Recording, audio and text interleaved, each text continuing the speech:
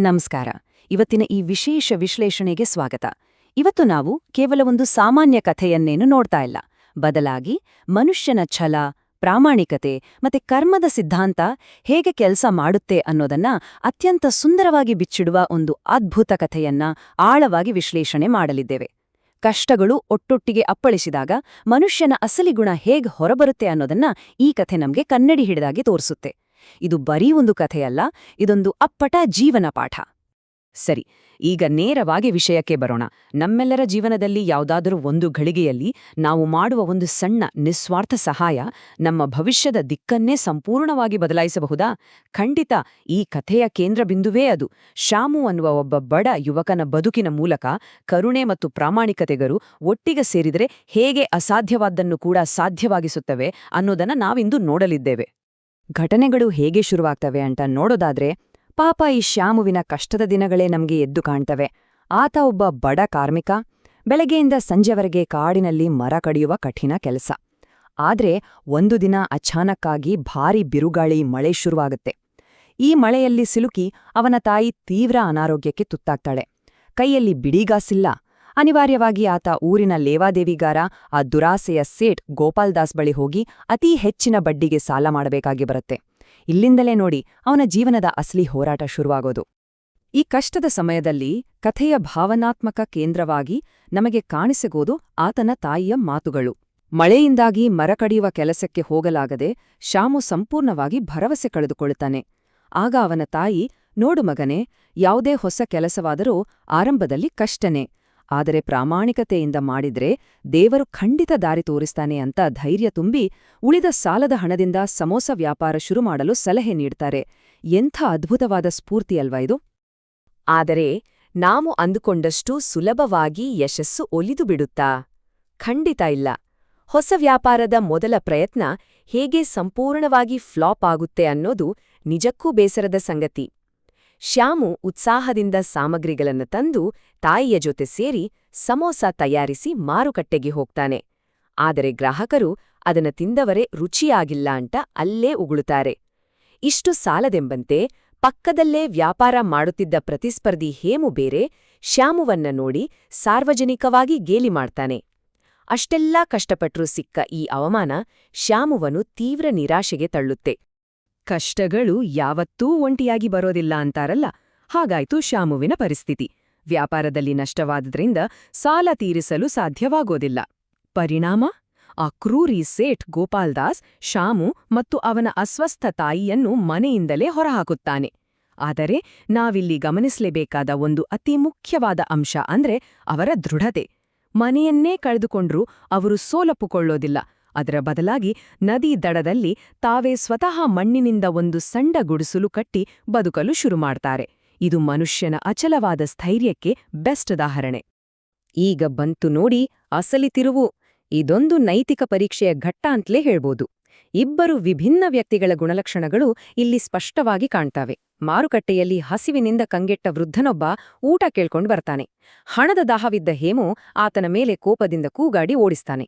ಆದ್ರೆ ನಮ್ಮ ಶ್ಯಾಮು ತಾನೇ ಕಷ್ಟದಲ್ಲಿದ್ರು, ತನ್ನ ವ್ಯಾಪಾರ ಆಗಿಲ್ಲ ಅಂದ್ರೂ ತನ್ನಲ್ಲಿದ್ದ ಆ ಉಳಿದ ಸಮೋಸಗಳನ್ನು ಪ್ರೀತಿಯಿಂದ ವೃದ್ಧನಿಗೆ ಉಚಿತವಾಗಿ ಕೊಡ್ತಾನೆ. ಈ ಕರುಣೆಯ ಕ್ಷಣವೇ ಇಡೀ ಕಥೆಯ ಗತಿಯನ್ನೇ ಬದಲಾಯಿಸುವ ಅತೀ ದೊಡ್ಡ ಟರ್ನಿಂಗ್ ಪಾಯಿಂಟ್.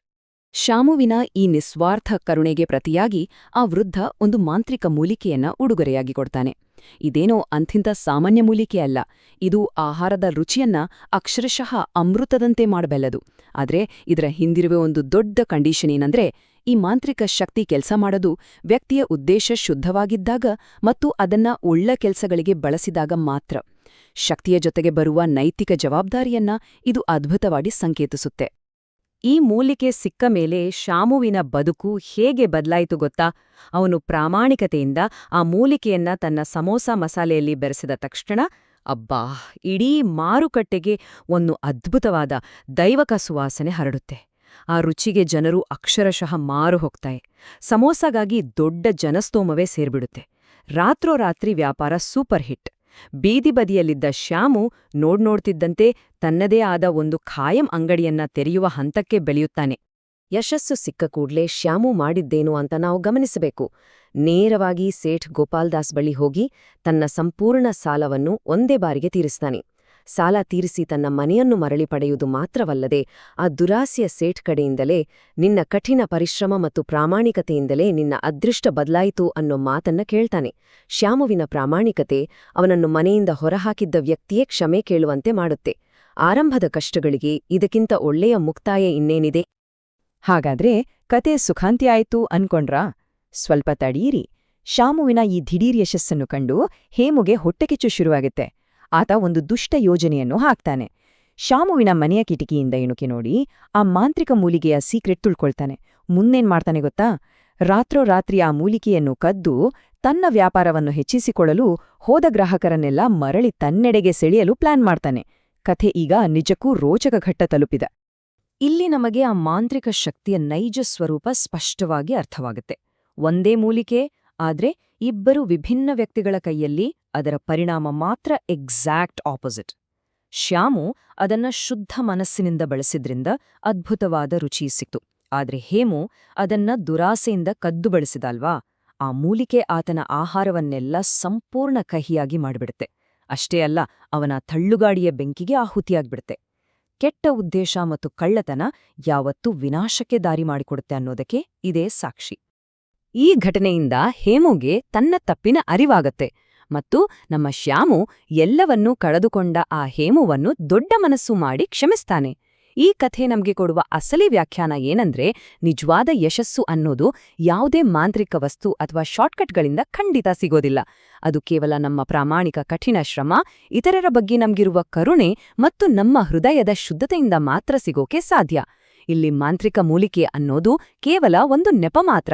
ಅಸಲಿ ಮ್ಯಾಜಿಕ್ ಇದ್ದದ್ದು ಶ್ಯಾಮುವಿನ ಗುಣದಲ್ಲಿಯೇ.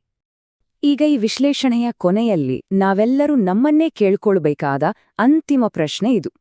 ಮಾಂತ್ರಿಕ ಶಕ್ತಿಗಳು ಕೇವಲ ಒಳ್ಳೆಯ ಉದ್ದೇಶಗಳೊಂದಿಗೆ ಮಾತ್ರ ಕೆಲಸ ಮಾಡ್ತವೆ ಅಂದಾದ್ರೆ, ನಮ್ಮ ಬದುಕಿನ ನಿಜವಾದ ಮಾಂತ್ರಿಕ ಶಕ್ತಿ ಹೊರಗಡೆ ಎಲ್ಲೋ ಇಲ್ಲ. ಅದು ನಮ್ಮ ವ್ಯಕ್ತಿತ್ವದಲ್ಲಿ, ನಮ್ಮ ಪ್ರಾಮಾಣಿಕತೆಯಲ್ಲಿ ಮತ್ತು ನಮ್ಮ ಗುಣದಲ್ಲಿಯೇ ಅಡಗಿದೆ ಅಲ್ವಾ? ಖಂಡಿತ ಹೌದು. ಇದ್ರ ಬಗ್ಗೆ ಒಮ್ಮೆ ಆಳವಾಗಿ ಯೋಚಿಸಿ. ನಾವು ಮಾಡುವ ಪ್ರತಿಯೊಂದು ಸಣ್ಣ ಒಳ್ಳೆಯ ಕೆಲಸವೂ ನಮ್ಮ ಭವಿಷ್ಯವನ್ನು ಅದ್ಭುತವಾಗಿ ನಿರ್ಮಿಸಬಲ್ಲದು. ಈ ವಿಶ್ಲೇಷಣೆ ನಿಮ್ಮೆಲ್ಲರಿಗೂ ಒಂದು ಹೊಸ ದೃಷ್ಟಿಕೋನವನ್ನು ನೀಡಿದೆ ಅಂತ ಭಾವಿಸ್ತೀನಿ. ಮತ್ತೊಂದು ಇಂಥದ್ದೇ ಆಸಕ್ತಿದಾಯಕ ವಿಷಯದೊಂದಿಗೆ ಮತ್ತೆ ಸಿಗೋಣ.